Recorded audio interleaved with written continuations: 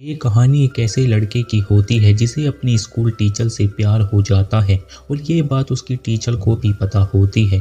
लेकिन लाना शादीशुदा होती है और उसकी एक बेटी भी होती है। उस दिन जब लाना अपनी क्लास में पढ़ा रही होती है, बैनी केवल लाना को ही देख रहा होता है क्योंकि वो उसे पसंद करता है और ये बात लाना भी जान चुकी होती है। इसलिए लाना भी कभी कभी उसकी तरफ अट्रैक्ट होने लगती है और उसे समझ नहीं आता वो बैनी को कैसे समझाए क्योंकि वो केवल उसका स्टूडेंट होता है। और कभी कभी बैनी लाना के इतने करीब आ जाता है, लाना को खुद पर कंट्रोल करना भी मुश्किल हो जाता है। इसलिए लाना उसके अट्रैक्शन से बचने के लिए वो बैनी को इग्नोर करने लगती है और उससे दूर रहने की कोशिश करने लगती है। उस दिन लाना उन लोगों को पेपर बांटती है और उन्हें टेस्ट देने को कहती है, पर लाना देखती है बैनी पेपर छोड़कर उसकी तरफ देख रहा होता है, लेकिन लाना उसे इग्नोर करने की एक्टिंग करती है और दूसरी तरफ देखने लगती है। क्लास खत्म होने के बाद लाना अपनी बेटी को लेने जाती है और उसे घर लेकर जाने लगती है। इसी दौरान वो बैनी को देखती है जो अपने डॉग के साथ होता है,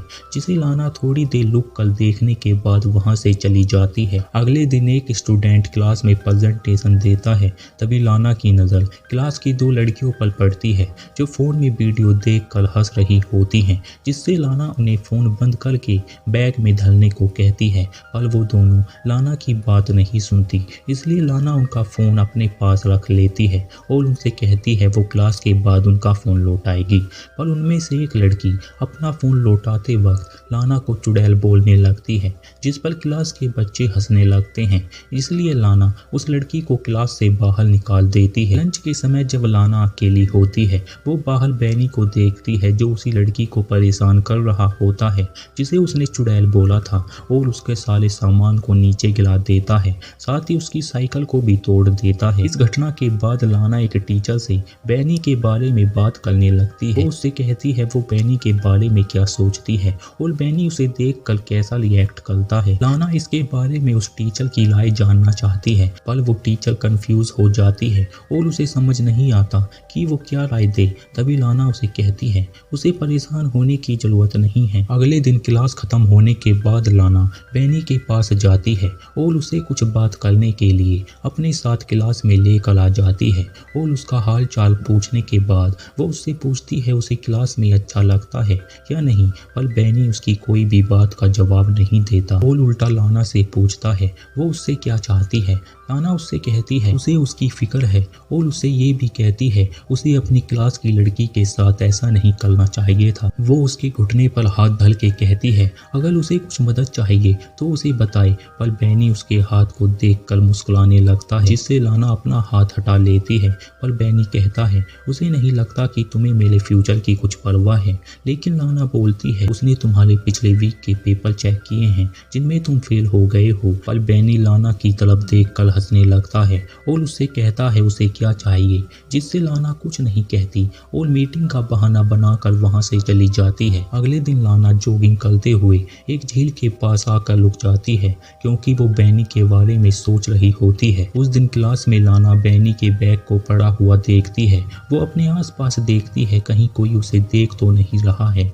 फिर वो बैनी के बैग से उसका स्वेटर बाहर निकालती है और उसे सूंघने लगती है और सूंघ कर वापस बैग में धर देती है। तभी उसे दरवाजा खुलने की आवाज आती है, जिससे वो वॉशरूम में चली जाती है और पानी पीने लगती है। और वो देखती है वहाँ बैनी आ गया होता है जो लाना के चेस्ट पर हाथ धरता है, जिससे लाना उसके हाथ को हटाती है। लेकिन बैनी फिर से उसके चेस्ट पर हाथ धरता है और उसकी गर्दन पर किस भी करता है, जिससे लाना कुछ देर के लिए बहक जाती है, पर तुरंत होश में आते ही वो उसे रोक देती है और उससे कहती है उन दोनों के बीच ये सब नहीं होना चाहिए, जिससे वो उसे धमकी भी देती है अगर उसने ये सब दोबारा किया तो वो उसे स्कूल से निकलवा देगी।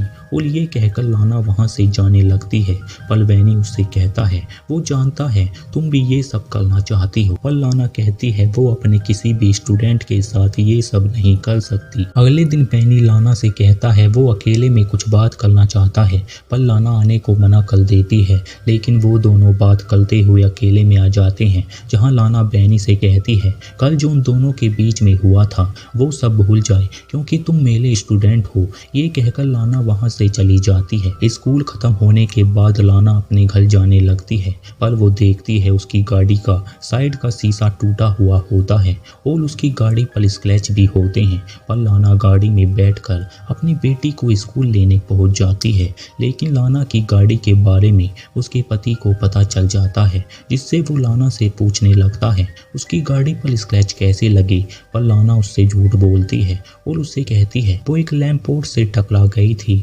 जिसके बाद उसका पति वहां से चला जाता है। अगले दिन लाना क्लास के बच्चों को एक लेटर लिखने को कहती है और सबसे पूछती है अगर किसी को कोई सवाल पूछना है तो बताए। इस पर बेनी अपना हाथ उठाकर लाना से कहता है उसने तुम्हें स्कूल के हेडमास्टर के पास जाते हुए देखा था, क्या तुम अपनी जॉब छोड़ना चाहती हो। जिससे बेनी की बात पर पूरी क्लास हंसने लगती है। इसलिए लाना बेनी का बैग उठाकर बाहर फेंक देती है और उसे क्लास से जाने को कहती है, नहीं तो वो यहाँ से खुद चली जाएगी।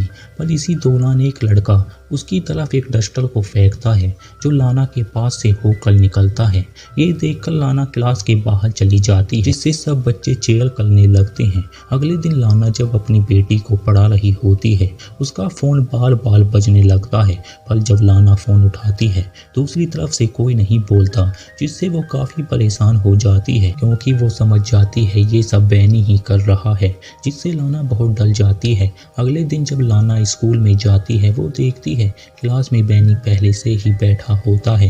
ये देखकर लाना बहुत घबरा जाती है, जिससे लाना आज स्कूल की छुट्टी कर लेती है और घर आकर अपने पति के साथ वक्त बिताती है, जिससे लाना कुछ दिनों तक स्कूल नहीं जाती और अपनी फैमिली के साथ ही टाइम बिताती है, क्योंकि वो बेनी को लेकर बहुत घबराई हुई होती है। इसलिए वो अकेले टाइम बिताने के लिए आर्ट गैलरी में आ जाती है, जहाँ वो कुछ पिक्चर देखने लगती है। तभी उसकी नजर बेनी पर पड़ती है जो उसके पीछे ही खड़ा होता है। ये देखकर लाना बहुत डर जाती है और वहां से जाने लगती है। तभी उस लिफ्ट में बेनी भी आ जाता है, जो लाना के करीब आने लगता है और उसे छूने लगता है, जिससे लाना को अपने ऊपर काबू नहीं रहता, क्योंकि वो भी बेनी से अट्रैक्ट होती है, जिससे वो बेनी को किस करने की कोशिश करती है, पर बेनी उसे रोकता है और अपने हाथ को उसके शरीर पर फैलने लगता है। रात लाना को अजीब से सपने आ रहे होते हैं, जिसमें वो अपनी फैमिली से दूर हो जाती है। अगले दिन लाना स्कूल से कुछ एग्जाम पेपर चुरा लेती है और जब बच्चे क्लास में नहीं होते, वो बेनी को फंसाने के लिए लाना एग्जाम पेपर को बेनी के कोट में धर देती है। अगले दिन जब लाना दूसरी टीचर से बात कर रही होती है, वो देखती है बेनी को कुछ सिक्योरिटी वाले ले जा रहे होते हैं और बेनी को स्कूल से भी निकाल दिया जाता है। लेकिन लाना अब भी बेनी के बारे में सोच रही होती है और उसके साथ जो उसने पल बिताए होते हैं वो उन्हें याद कर रही होती है। एक दिन लाना अपनी बेटी के साथ एक बुक स्टोर में जाती है, लेकिन उसकी बेटी को वहाँ एक टॉय पसंद आ जाता है, जिसे वो अपने फ्रेंड को गिफ्ट करना चाहती है। पर लाना उसे कपड़े से बना हुआ टॉय खरीदने को कहती है, जिस पर उसकी बेटी नाराज हो जाती है। पर कुछ देर बाद उसकी बेटी वहाँ से गायब हो जाती है, जिससे लाना उसे ढूंढने लगती है और उसे ढूंढते हुए बहुत देर हो जाती है, पर उसका कुछ पता नहीं चलता, जिससे वो वहाँ के सीसीटीवी कैमरा चेक करती है और वो देखती है वहाँ बेनी होता है, जो उसकी बेटी के ठीक पीछे होता है। ये देखकर लाना बहुत डर जाती है। इसी दौरान लाना के पास उसके पति का कॉल आता है, जो लाना को बताता है लासल उसके पास है। ये सुनकर लैना खुश हो जाती है और वहां से चली जाती है। उस रात लाना दरवाजे की आवाज़ सुनकर उठ जाती है, जिससे उसे लगता है बाहर बेनी होगा, पर ये उसका वहम होता है। इससे वो दरवाजे को बंद करने लगती है।